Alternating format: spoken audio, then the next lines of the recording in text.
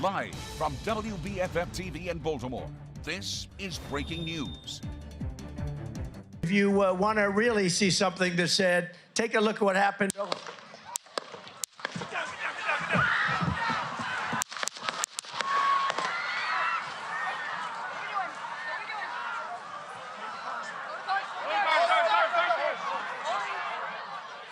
And breaking news tonight, federal authorities are investigating a shooting at a Trump rally today as an assassination attempt. Take a look at this. Former President Donald Trump's ear was covered in blood as the Secret Service rushed him off the stage. Secret Service agents and his campaign confirm the president is fine. The gunman and at least one other attendee are dead. Donald Trump addressing the shooting on Truth Social, thanking the Secret Service and law enforcement for their quick response and extending his condolences to the family of the person killed, as well as another person who was injured. The former president says he was, quote, shot with a bullet that pierced the upper right part of his ear. He says he felt the bullet, quote, ripping through the skin. Good evening, and thank you for joining us. I'm Vincent Hill. And I'm Mackenzie Frost. Secret Service confirming the suspect fired shots from an elevated position above the stage outside of the rally venue. An AR-style rifle was recovered at the scene. Yeah, President Biden was at church in Delaware when that shooting happened. He addressed the incident less than 2 hours ago, saying now is not the time for politics and calling on all Americans to condemn the shooting. Look, there's no place in America for this kind of violence. It's sick. It's sick. It's one of the reasons why we have to unite this country. We cannot allow for this to be happening. We cannot be like this. We cannot condone this. Sinclair national correspondent Kayla Gaskins joins us live from Washington, D.C. Kayla. Well, Mackenzie and Vince, Donald Trump releasing a statement in the hours after the attack saying he was shot by a bullet that pierced his upper ear. He also thanked the Secret Service for their action and gave condolences to the rally attendee who died. Trump's campaign confirming the former president is fine and that he was checked out at a local medical facility.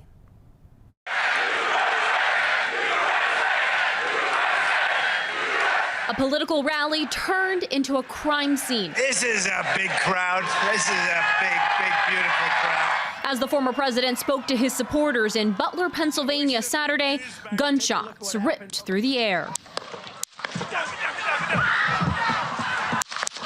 Donald Trump seen reaching for his ear before dropping to the ground. Secret Service immediately rushing the stage to surround him. Screams heard in the crowd. Go.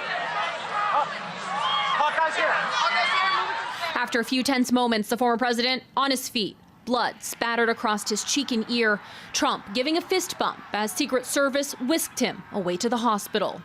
The Associated Press reporting the shooter is dead, along with one rally attendee. President Biden said he would be speaking to Trump and condemned the violence. There's no place in America for this kind of violence. It's sick. It's sick.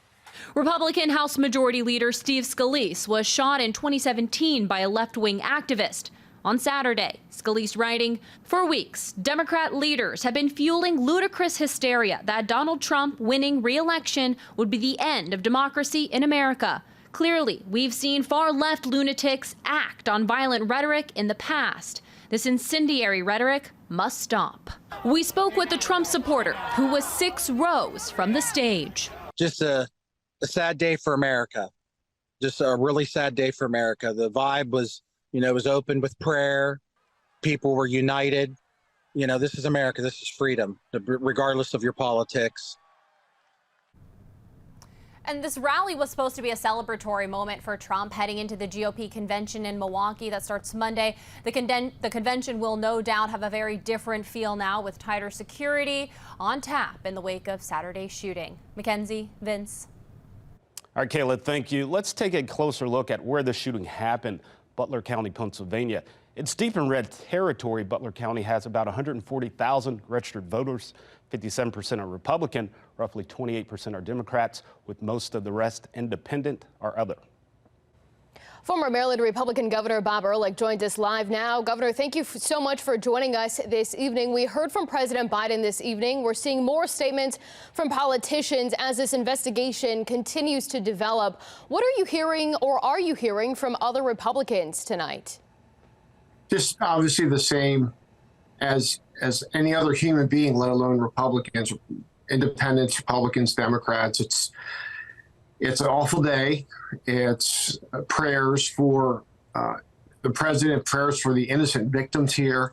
And I use that plural because one dead, and I understand two suffered wounds. We're not sure about their condition, but allegedly critical. So awful day, prayers offered, and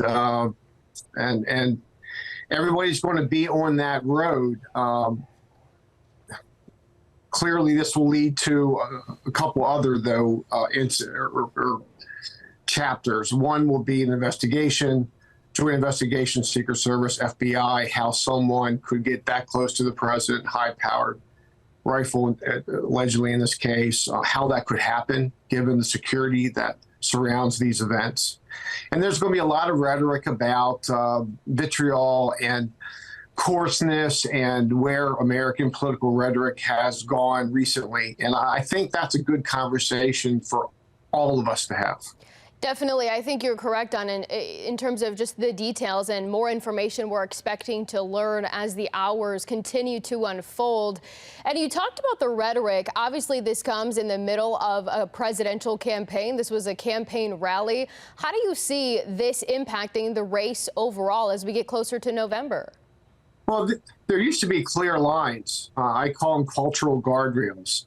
And this country is about dissent, and it's about fighting over power, and it's about elections and freedom and people arguing. And that's all great. Elections are about contrast, and Republicans, Democrats, Independents, everybody doing their thing. That's what the country's about. That's our foundation. And we can fight over policy. And obviously, as a Republican, I disagree in very significant ways with the way the country's going in a number of respects today.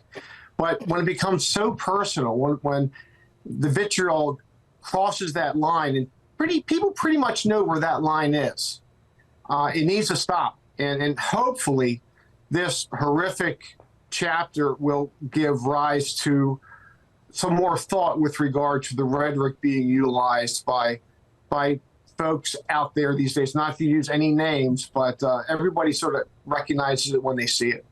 So you really think that this will be an opportunity for people on both sides of the, of the political divide and the debate to really turn down the temperature on the rhetoric that we have seen ratchet up in the previous weeks and months? Yeah, I mean, again, I don't mind the rhetoric being ratcheted up when it comes to significant disagreements over issues. Philosophical differences over issues is what, again, made this country. We get that. That's politics. Every 2-4 years, we have these battles, and it's great. But when it becomes so personalized, so over the line, so aggressive, the vitriol becomes almost tangible, we all have to bring it back. So whether that occurs or not, I don't know. Some people will be optimistic, some people will be pessimistic. I'm a pragmatist. We'll see. But I hope if there's anything good to come from this, maybe that takes us a little further down the road, remembering that we're all Americans. We can fight like heck. Everybody's very high level with regard to their emotions, and especially when it comes to polarizing figures like these two presidents contesting for this office. But there are lines, and those lines used to be pretty recognizable. We need to get back to being able to recognize those lines as well. Well, arguably one of the first opportunities that these leaders of the political parties will have will be at the conventions. And we know the RNC convention is scheduled to begin on Monday in Milwaukee. We just got a statement from the Trump campaign indicating the former president intends to appear and be at that convention in Milwaukee. What are you expecting to hear from some of these leaders and potentially the former president himself during the Republican National Committee convention? Well, that's classic Trump. There are rumors that he may be out even tonight or tomorrow going to certain events. That's Trump. But again, I'll go back to my earlier point. Tweets, especially these days, are easy to put out there. It's easy to take the high road right now. It's easy to bemoan the rhetoric, the vitriol, and all that. But when it comes a couple weeks down the road, after the conventions, when the ads are running, when things are at a fever pitch, to keep those lines in mind, that's the real test. And we'll see how the respective parties and respective candidates and their surrogates act at that time. Yeah, there certainly are a lot of questions, as you mentioned, especially when it comes to the investigation, how someone could appear to get this close to the former president. As we understand, the details coming out indicates that the suspect was outside of the rally lines, but obviously a lot more questions and answers that we have in this moment. And with the RNC coming up on Monday, we expect to hear more from the Republican Party. We also just got word from the White House that the president, Joe Biden, seems to be making his way back from Delaware to the White House tonight. Do you anticipate hearing more from the president, perhaps even tomorrow, as more details emerge? I suspect that will be the case as well. But again, we're going to hear a lot of cliches and well-meaning as well. We're going to hear that sort of rhetoric from both sides. And I suspect they'll talk. I hope they talk for good of the country. I hope they talk. Again, that doesn't mean they're going to be buddies. That doesn't mean they're going to agree. They're going to fight like heck against each other.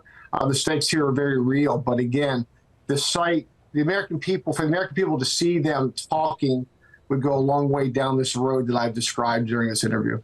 Definitely. All right. Former Governor Bob Ehrlich, thank you so much for joining us this evening to discuss this historic night in American history. Thank you. My pleasure.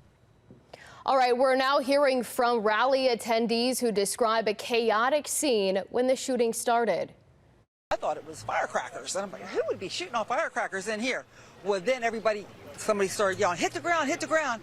And when I looked over, and then I saw the smoke from the gunfire. Just heard pop, pop, pop. Right away you think, well, maybe firecrackers, and you're kind of stunned.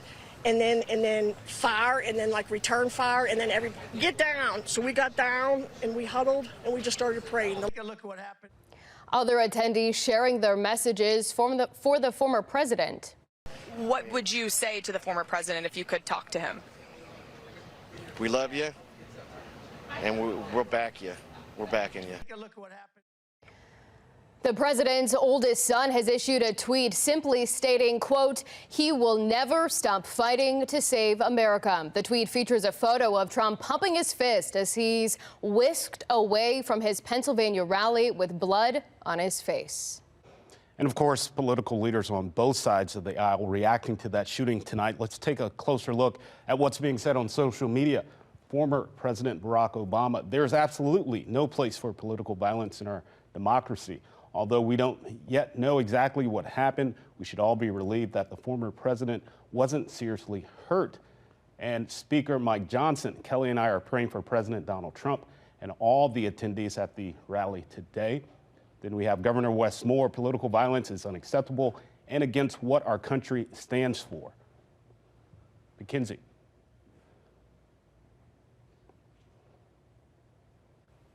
All right, former President George W. Bush also chiming in on the shooting. In his statement, he says he and his wife are grateful President Trump is safe. Bush goes on to call the shooting a, quote, cowardly attack, and he commends the Secret Service for their quick response. Meanwhile, New York police are increasing their presence around Trump Tower and other sensitive locations in the city following the shooting. Trump Tower is already under the watch of NYPD, even though Trump is hardly ever there. The building is also a gathering place for both supporters and opponents of the former president. Police are also increasing security at Wall Street, Foley Square, and City Hall. Additional measures are being taken to protect the former president. Homeland Security Secretary Alejandro Mayorkas says every possible measure is being taken to ensure campaign security for Trump. The former president was shot in the ear at his Butler, Pennsylvania rally, but escaped serious injury. He already has a Secret Service detail. Stay with Fox 45 News. We will continue to follow this developing story and keep you updated both on air and online. Be sure to wake up with Fox 45 Morning News for any overnight developments starting at 7 in the morning. We'll be right back. I'm Mary Bubala. Thank you for watching. Here's another video for you to watch. Also take some time to subscribe to our YouTube channel.